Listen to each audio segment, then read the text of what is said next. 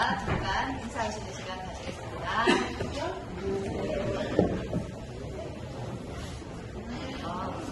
저 개인적으로 상당히 기쁜 시간입니다. 왜냐하면 저희 멘토멘티 팀이 오늘 처음으로 정각 출석했어요. 네, 지난주는 아무 팀도 없었던 거 아시죠? 다른 팀도 분발해 주시기 바라겠습니다. 김한기 장로님 기도로 안실학교 시작하겠습니다. 저희를 사랑하신 하나님 아버지 감사합니다. 우리에게 안식을 주셔서 이 안식학교를 시작할 수 있는 성도 감사합니다. 이 안식학교를 통해서 우리가 주님의 말씀을 배우고 주님의 말씀대로 실천할 수 있는 우리가 될 수 있도록 우리에게 축복을 주시옵소서. 오늘 이 가족복을 통해서 우리가 나눠 뿐만 아니라 우리의 이웃과 우리의 이웃의 곤란함과 우리의 이웃의 살피고 우리가 사랑할 수 있는 우리에게 힘을 주시옵소서. 이 모든 말씀을 예수님 이름으로 기도했습니다. 네. 저희 안실학교 제가 교장을 잘했으면 늘 하는 거 있죠. 팔복입니다. 오늘은 몇 번째일까요? 네, 첫 번째, 두 번째 한번 다 같이 읽어보실까요? 시작. 신령이 가난한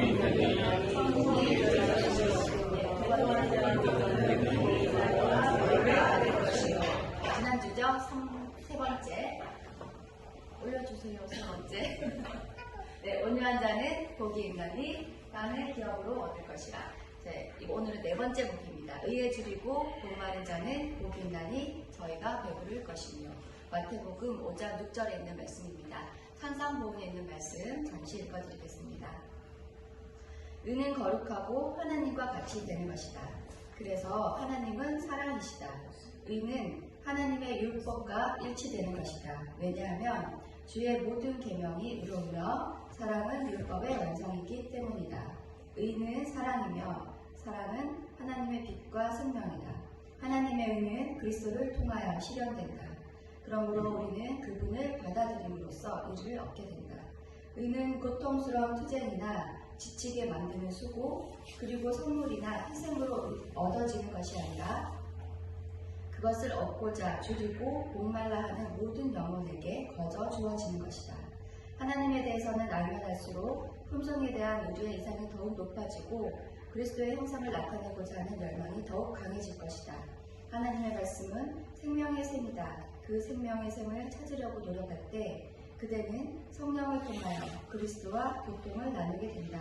잘 아는 진리가 새로운 측면에서 그대의 마음속에 제시되고 성경의 구절들이 새로운 의미를 가지고 성강처럼 마음속에 장렬할 것이다.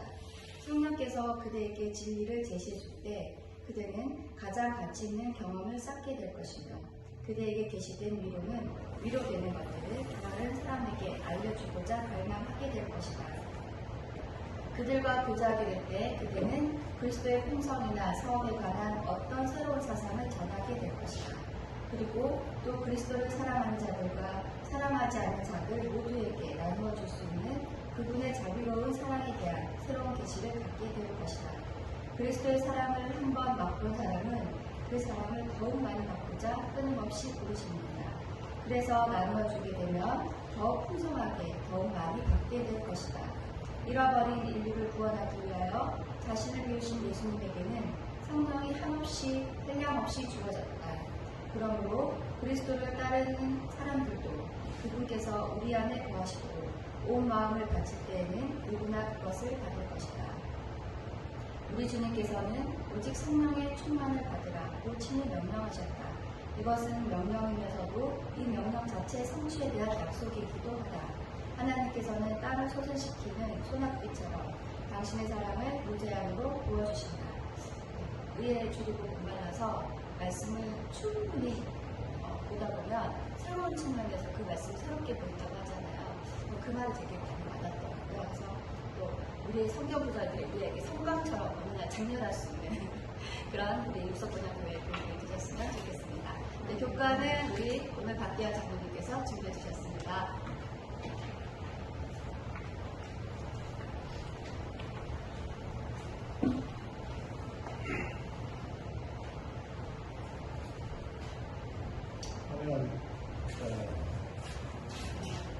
시작하겠습니다. 시간이 많이 가서요.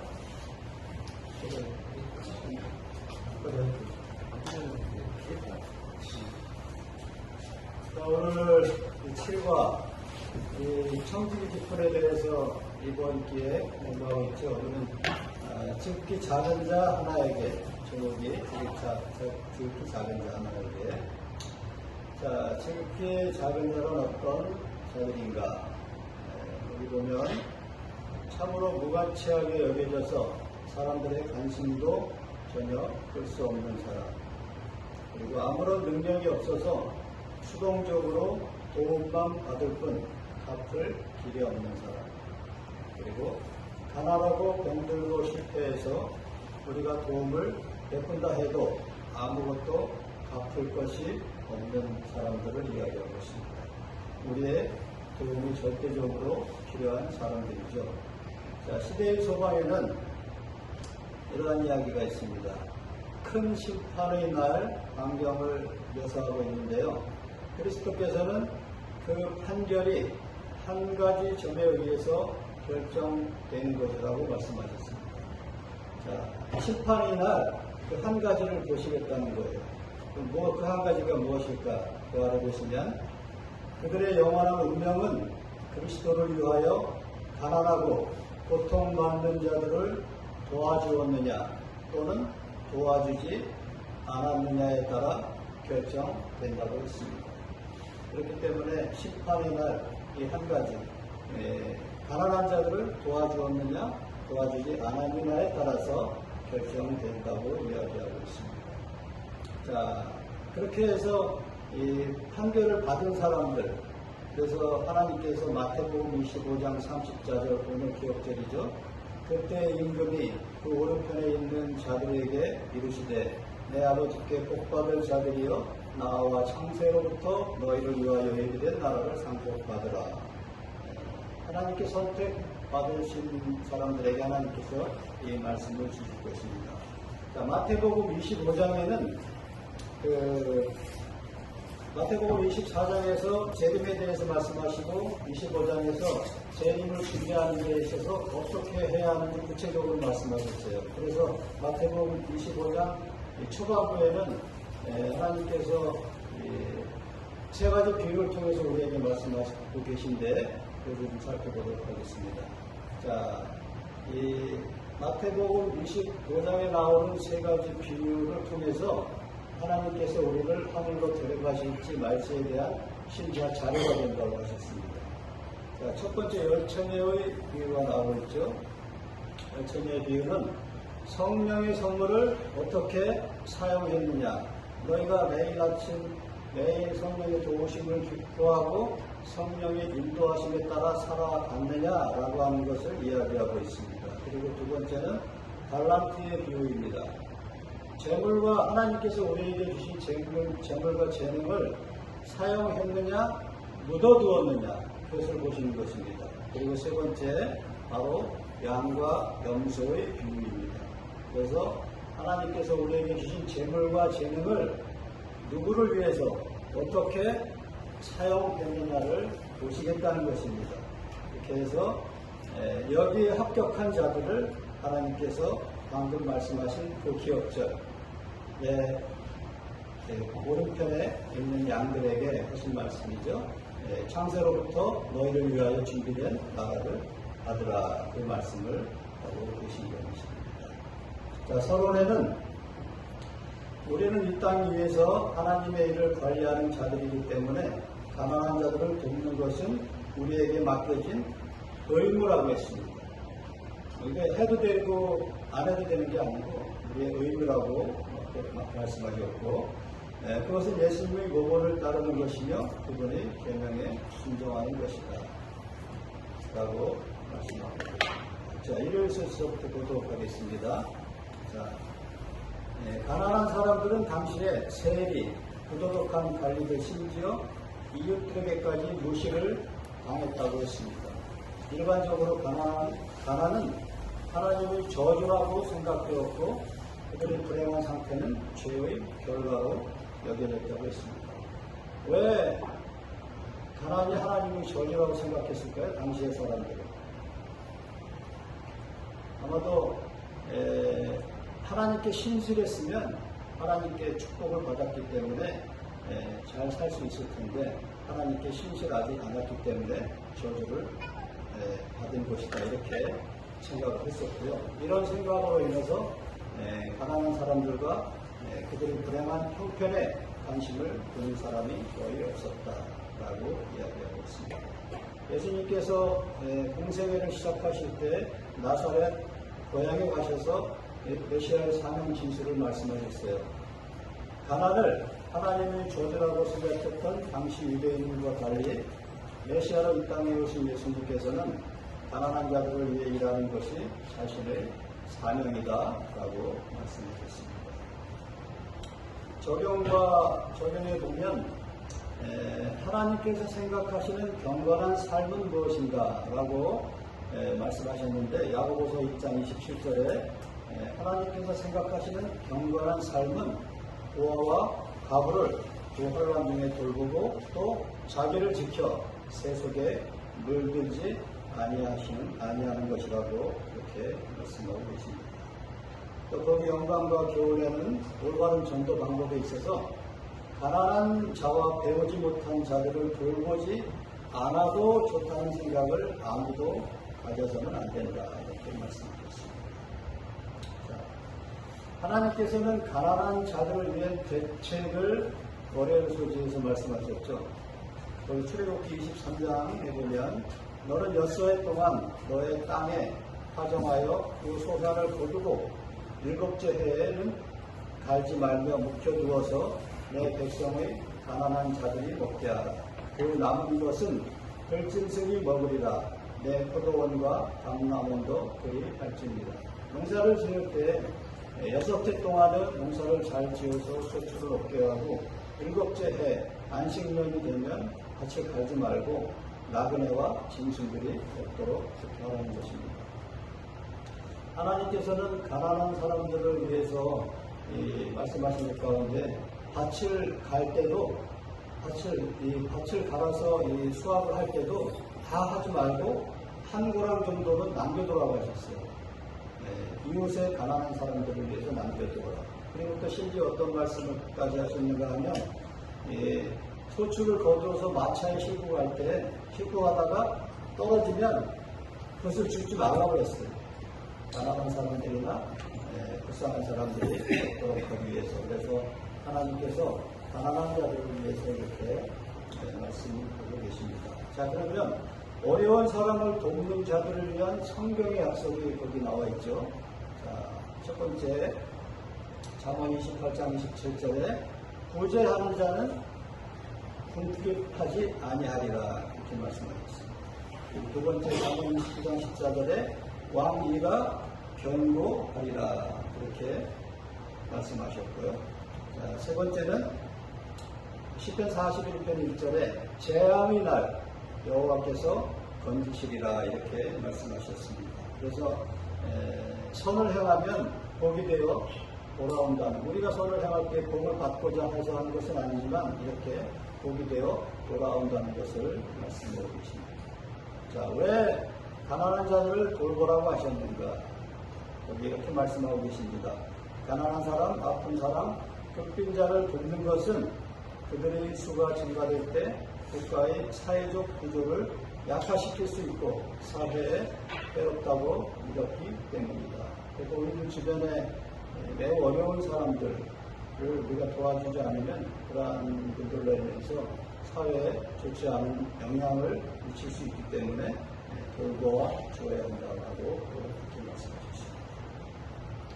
자, 젊은 부자 간원의 이야기가 나오고 있죠. 여러분들이 너무나 잘 아시는 내용입니다. 이 젊은 부자 간원이 예수님께 찾아와서 어떻게 해야 영생을 얻습니까? 라고 이야기했어요. 그때 이 젊은 부자 간원은 예수님께 칭찬받으려고 왔어요.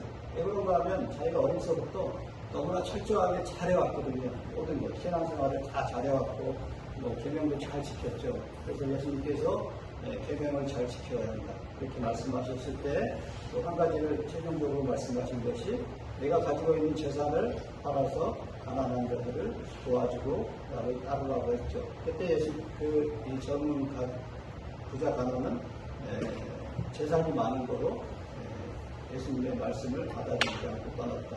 그래서 예수님께서 그에게 영생과 예수님의 제자가 될 수 있는 기회를 허락하셨다. 그가 재물이 많음으로 슬픈 기색을 띠고 떠났다라고 이야기하고 있습니다.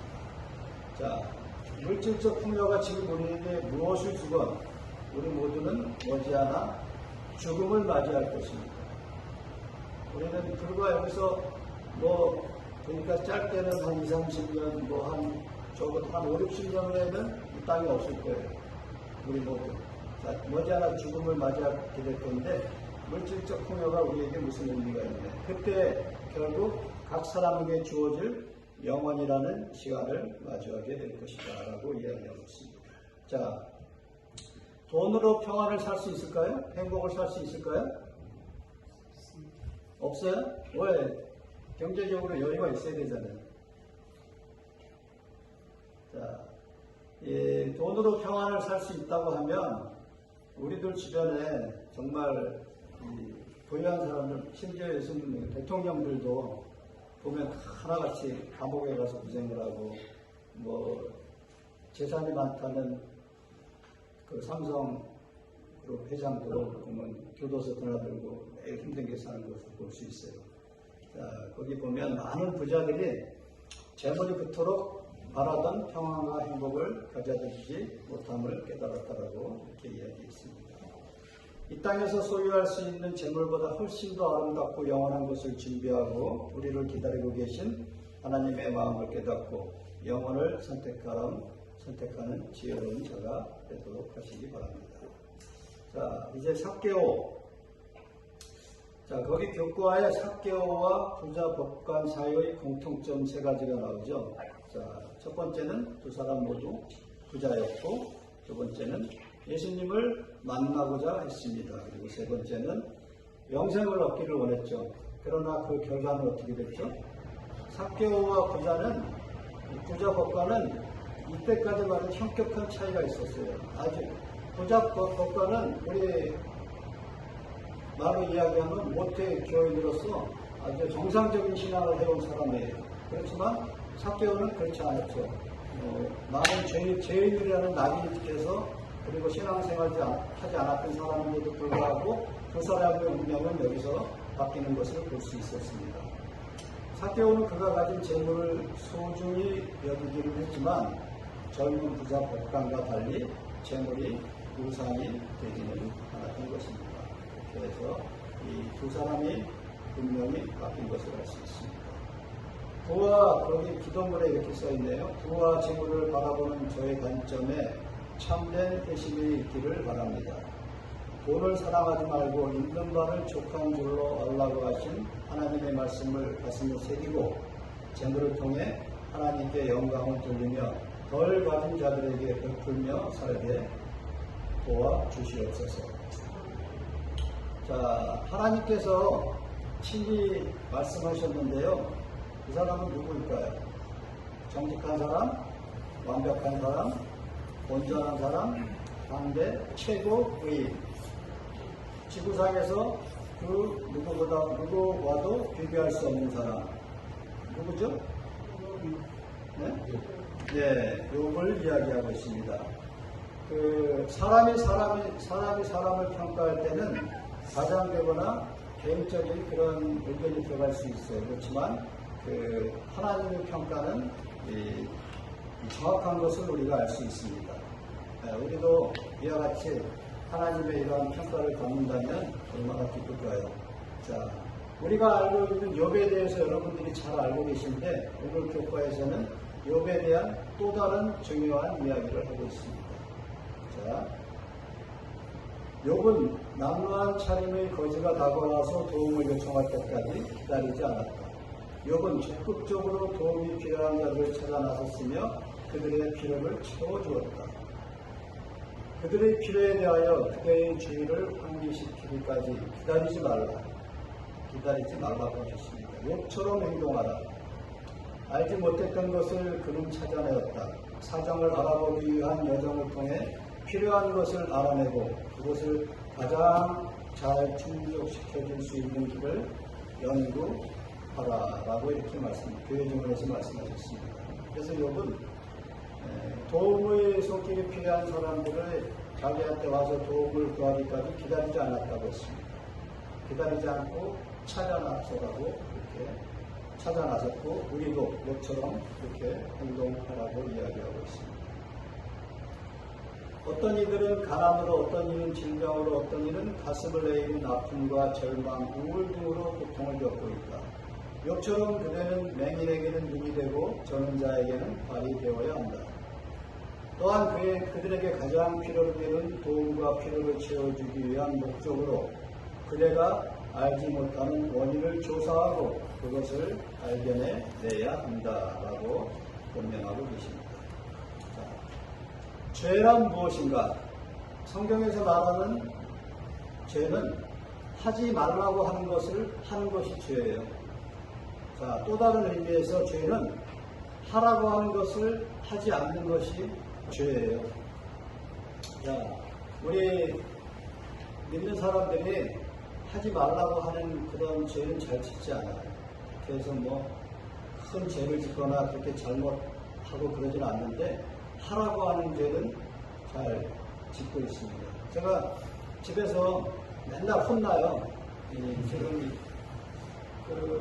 하지 말라고 하는 것은 가만히 생각해보면 하지 말라고 하는 것을 해서 혼나는 게 아니고 하라고 하는 것을 안 해서 혼나요.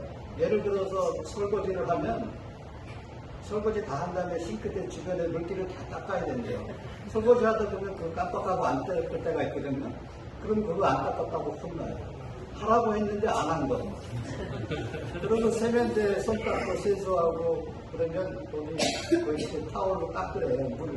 그 세면기에 물 떼낀다고. 하다 보면 어떨 때 안 닦을 때 있는데 그걸 안 했다고 혼나요. 그러니까 하지 말라고 하는 것을 해서 혼나는 게 아니고 하라고 하는 것을 안 해서 혼나요. 그와 마찬가지로 성경에서 하지 말라고 하는 것은 우리가 그렇게 잘못하잖아요. 우리 다 십계명 어기거나 그러지 않잖아요. 대체적으로. 그런데 하라고 하는 것을 하지 않는 것은 우리가 그런 죄를 짓고 있습니다. 잘 보시기 바랍니다. 자, 이제 오늘 교과의 거의 결론 부분입니다. 자, 염소의 죄는 가난하고 힘들고 불쌍한 이웃들을 위하여 아무것도 하지 않은 것이 염소의 죄예요. 자, 그리고 또 한 가지 염소의 죄는 주변에 있는 사람들에게 구원의 소식을 전하지 않아서 그들이 구원받지 못하도록 한 것이 바로 염소의 죄예요. 그래서 자, 그렇다면 오늘 우리의 죄는 무엇입니까? 자, 우리가 가진 모든 것들이 우리를 창조하시는 하나님의 것이 아니고 자기의 것이라고 생각하는 것이 우리의 죄고, 또 우리가 가지고 있는 하나님께서 우리에게 주신 모든 것을 내 자신의 욕망과 욕심을 채우기 위해서 이기적으로 사용하는 것이 바로 우리의 죄입니다. 자, 왜 우리에게 약자를 돌보라고 하셨을까요?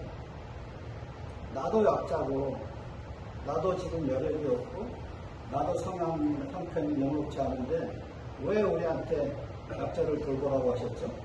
왜 그렇게 하셨을까요? 자, 이때 그런 마음이 들 때 우리는 예수님을 바라봐야 됩니다. 그래서 예수님을 바라보고 그분의 삶을 묵상해야 돼요. 그 열악한 환경과 조건 가운데에서도 예수님께서는 희생과 봉사의 삶을 사셨고, 또 그렇게 사셨던 예수님을 바라보고 또 그분의 삶을 묵상하고 그분의 발자취를 경허히 따라갈 때, 오늘 우리의 필요를 채우실 뿐만 아니라 영혼의 축복까지 주어 주실 것입니다. 그래서 하나님께서 우리에게 맡겨주신 것, 하나님께 우리에게 허락하신 것들을 우리 주변에 있는 가난하고 힘들고 어려운 이들에게, 또 그들의 행복과 구원을 위하여, 그들의 영생을 위하여 사용할 때 하나님께서 우리에게 하신 말씀, 오늘 기억절 말씀처럼, 안 계시네? 오늘 기억절 외우신 분이 안 계시네. 그래서 창세로부터 너희를 위하여 예비된 나라를 상속받는 여러분 모두가 되시기를 바라며 교과의 말씀을 마치도록 하겠습니다. 네,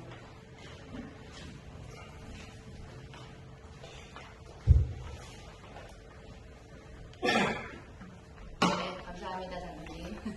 오늘 기억절 감당하셨던 집사님께서 식사당번이시라 아래에 계십니다. 단톡에서 다 읽으셨겠지만 이렇게 읽어주셨어요. 우리의 선택은 우리의 마음이 어디에 있는지를 보여줍니다. 우리도 믿음의 길을 따라가는데 잠시 고난이 있을 수 있지만 후에는 영광의 면류관을 갖게 될 것입니다. 라고 일주일 교과본에 해주셨던 소감을 올려주셨어요. 문제는 다 기억해서 한 번씩 보시고요. 마지막 여세 기억절을 하겠습니다. 혹시 기억절 외우신 분 있으세요? 한수 집사님 말고? 없으시면 다 같이 한번 낭독해 보겠습니다. 기억절 제7과 시작. 그때 우리 오른편에 있는 자들에게 이르시되 내 아버지께 복받을 자들이여 나와 천세로부터 너희를 위하여 예비된 나라를 상속받으라. 마태복음 29장 34절 말씀. 네, 잠깐 선교회장님 나오셔서 10분 선교회 시간 가져주시겠습니다.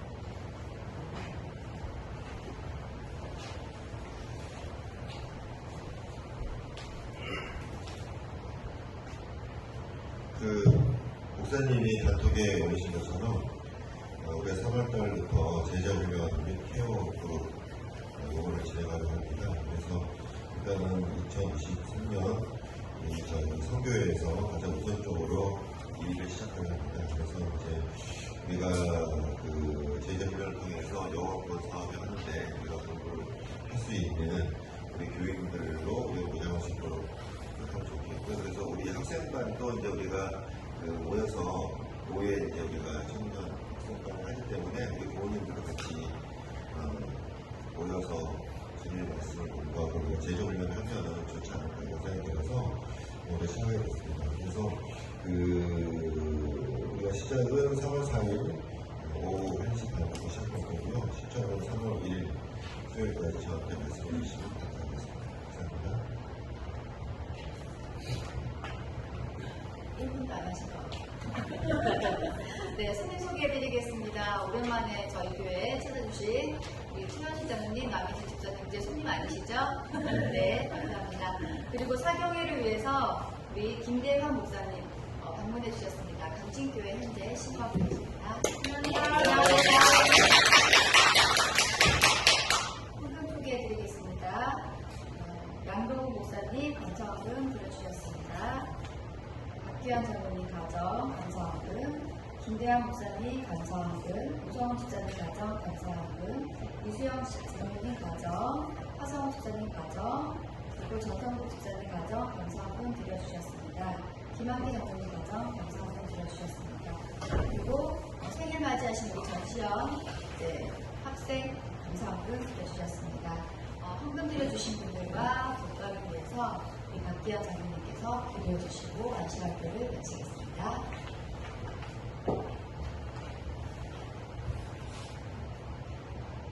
아버지 하나님, 이렇게 재물에 돈에 욕심을 가지고 이기적으로 살아가는 인생들에게 귀하고 값진 교훈의 말씀을 주셔서 감사합니다. 이 땅에 썩어 없어질 것들에 집착하지 말게 하시고 하늘의 영원한 생명을 바라보고 하늘에 재물을 쌓는 지혜로운 주의 백성들 되게 하여 주시옵소서. 우리 가진 모든 것 하나님께서 우리에게 주신 것입니다. 내 것이라 생각하지 말게 하시고 하나님께서 사랑하시는 가난하고 어렵고 힘든 이웃들을 위하여 사용할 수 있는 너그러운 마음과 그리스도의 정신을 품고 살아가는 저희 모두가 되게 하여 주시옵소서. 한 주일 동안 생애하시면서 감사의 조건이 있어 감사한 일을 드리신 분들의 손에 복을 보아 주시고 늘 감사의 조건이 충만한 삶을 살아가실 수 있도록 축복하여 주시옵소서. 생일을 당하신 우리 전시현 학생에게 주님 함께 하시고 이전의 삶을 주님께서 인도하신 것처럼 앞으로의 삶도 주님 안에서 늘 축복 가운데 살아가는 삶이 되도록 은총을 더하여 주시옵소서. 주님의 다음에 없는 축복이 저희 율속 본향교회 안실학교 반생들이 모든 생에 의해 영원토록 함께하여 주시옵기를 바라오며 사랑 많으신 예수님의 이름으로 간절히 기도드립니다. 아멘.